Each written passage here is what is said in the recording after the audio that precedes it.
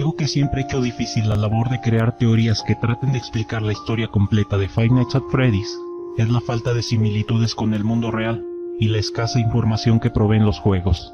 Pues teorías como la que propone el año de 1993 como aquel en que ocurren los eventos del primer juego, se basa principalmente en el cheque recibido por Mike Smith al finalizar sus primeros 5 días en un lugar donde si cometes un error al hacer tu trabajo, no eres despedido, sino que desapareces sin dejar rastro alguno. Una situación bastante inverosímil, sobre todo teniendo en cuenta que se habla inglés, y esto podría indicar que la pizzería se encuentra ubicada en algún país del primer mundo, los cuales en general tienen legislaciones que protegen a los trabajadores. Si pensamos en ello, no tendría sentido malgastar el dinero en contratar a un guardia nocturno cuya principal tarea es sobrevivir, sobre todo si la compañía está pasando por problemas económicos. Según la lógica del mundo real, si se tiene algo de dinero, podrían mejorar las condiciones de la caseta de vigilancia y así evitar daños o muertes causadas por las inseguras condiciones de trabajo, evitando demandas, pago de indemnizaciones o cualquier otra responsabilidad derivada del contacto con los animatrónicos. Ejemplos como este se pueden nombrar varios, como el cadáver dentro de Springtrap. Alguien debió haberse dado cuenta de que había algo muerto dentro del animatrónico al momento de encontrarlo. A través del traje se alcanzan a ver partes de un cuerpo momificado, y nadie le presta atención a este importante detalle. ¿Eso tiene sentido? Porque alguien volvería día tras día a un trabajo que tarde o temprano terminará por costarle la vida. ¿Y todo por el salario mínimo? Es cierto que si Five Nights at Freddy's careciera de un modo de juego interesante, no habría tenido tal éxito. Pero todo este tipo de cosas parecerían haber sido creadas sin tomar mucho en cuenta la lógica que como adultos podríamos llegar a tener. Es decir, que las mecánicas del juego e incluso la historia parecerían haber sido pensadas y relatadas por un niño. De momento esto puede sonar absurdo, pero este es uno de los puntos más importantes de esta teoría, por lo que debemos tenerlo en cuenta.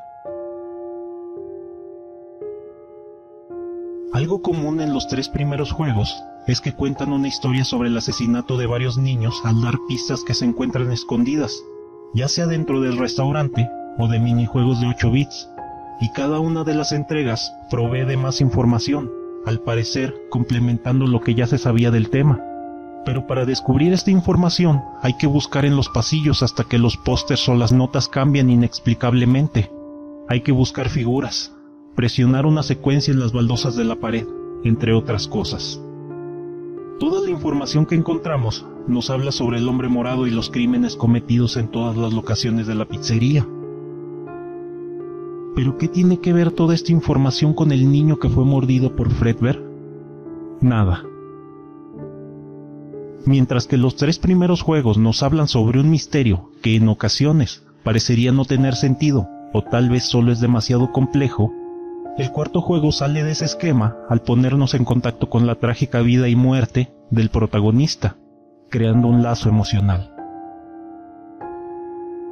En los minijuegos de esta última entrega se nos cuenta la trágica historia de un niño que es atormentado por su hermano mayor y vive constantemente aterrorizado por los animatrónicos en el restaurante. Pero cuando el niño se acerca a los peluches en su habitación, él dice que son sus amigos. Entonces, ¿por qué los ve como monstruos en sus pesadillas tras la mordida de Fredbear?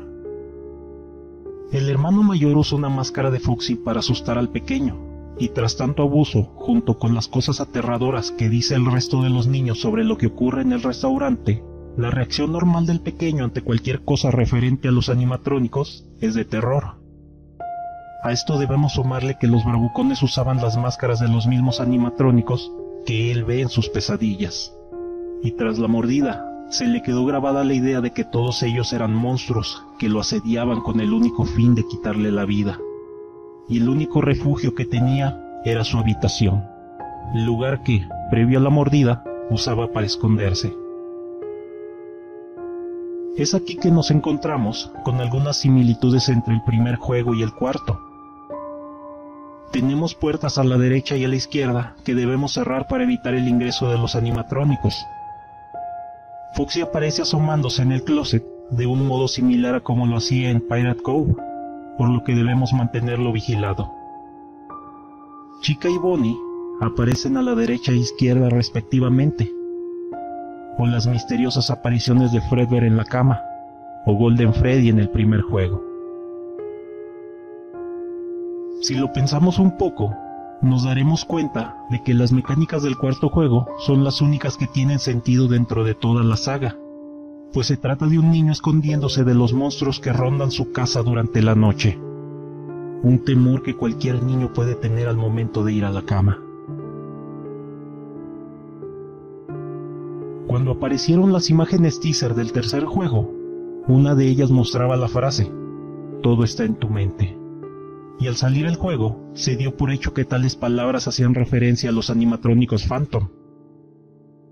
En el primer juego, nos llegábamos a topar con un easter egg que nos mostraba la frase, "Soy yo", misma que se pensó hacía referencia a Golden Freddy, una entidad aparentemente sobrenatural que aparecía sin explicación en la oficina, y que ahora se teoriza que fue el culpable de dar la mordida en los minijuegos de la cuarta entrega.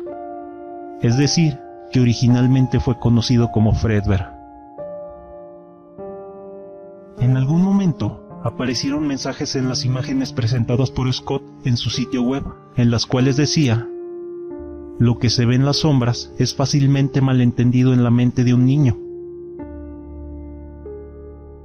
4 juegos, una historia.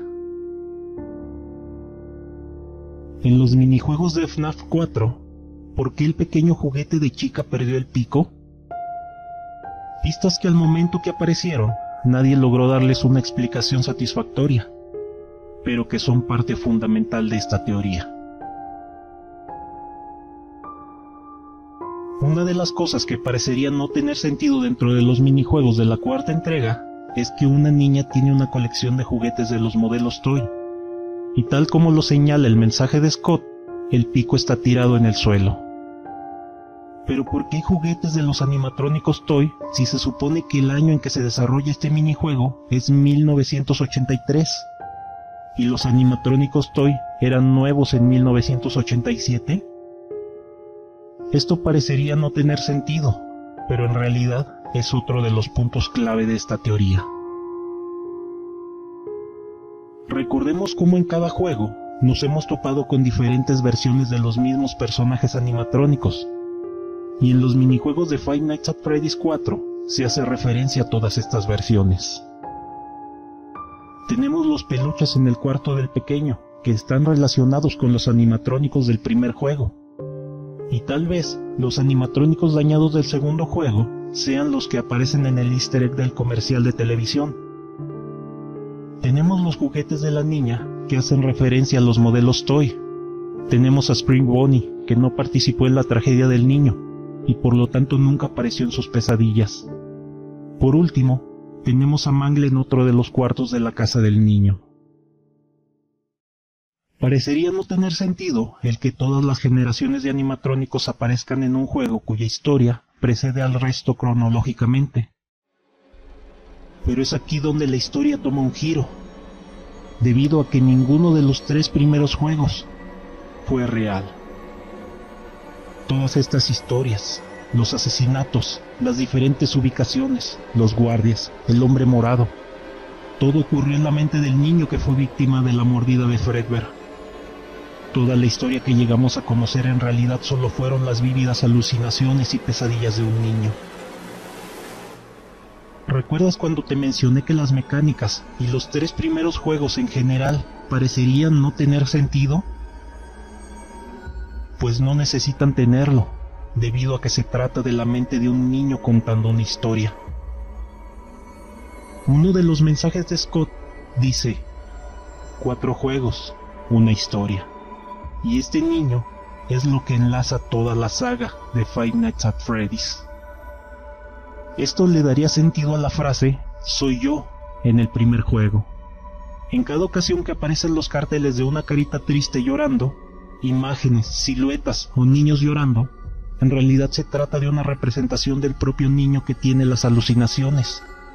Y la frase "todo está en tu mente" de las imágenes teaser del tercer juego, nos dice que el niño está proyectando sus miedos en la forma de esta historia, dando a entender que todo ha ocurrido dentro de su cabeza. La marioneta podría representar al propio niño.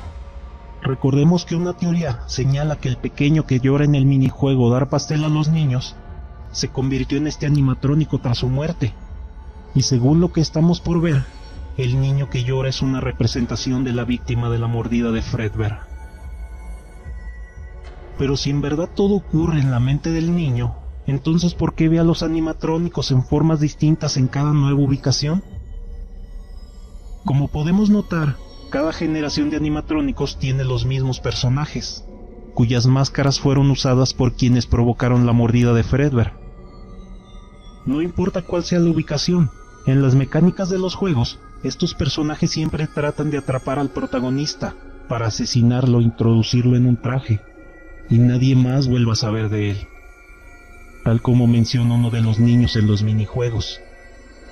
Es decir, que todo lo que el niño vio en los días previos a la mordida son cosas que aún tiene en la mente tras haber quedado en coma, y lo interpreta de una manera escalofriante dentro de sus pesadillas. Las generaciones de animatrónicos en las distintas ubicaciones de la pizzería hacen referencia a los peluches en el cuarto del niño, siendo estos los antagonistas del primer juego. Los modelos dañados podrían haber sido del easter egg de la televisión, y los juguetes de la niña crearon las alucinaciones de los modelos Toy. Al peluche de Foxy le falta la cabeza, y esa podría ser la razón para que este animatrónico se encuentre fuera de servicio en Pirate Cove.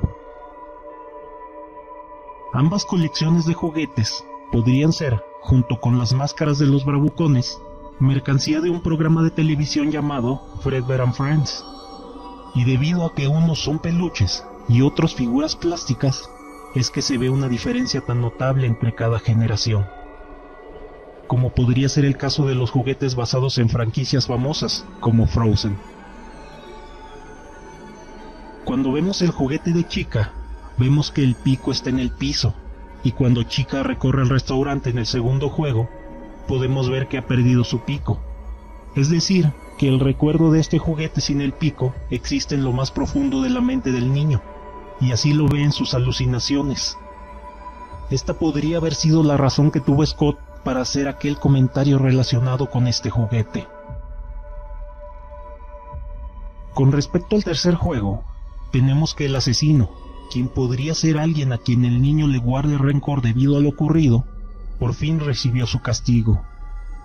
Cuando escuchamos las cintas de la tercera entrega, se nos menciona que la humedad puede provocar el fallo de las cerraduras de resorte en los trajes, y al momento que los bravucones metieron la cabeza del niño a la boca de Fredbear, el pequeño estaba llorando, razón por la cual fallaron las cerraduras, destrozándole el cráneo. Un destino similar al que tuvo el asesino, es decir, el hombre morado, al morir prensado dentro del traje de Spring Bonnie. Algo que llama la atención es que Spring Bonnie no participó en la tragedia que sufrió el niño, y debido a eso, nunca apareció como antagonista en los dos primeros juegos, ni tampoco en el cuarto.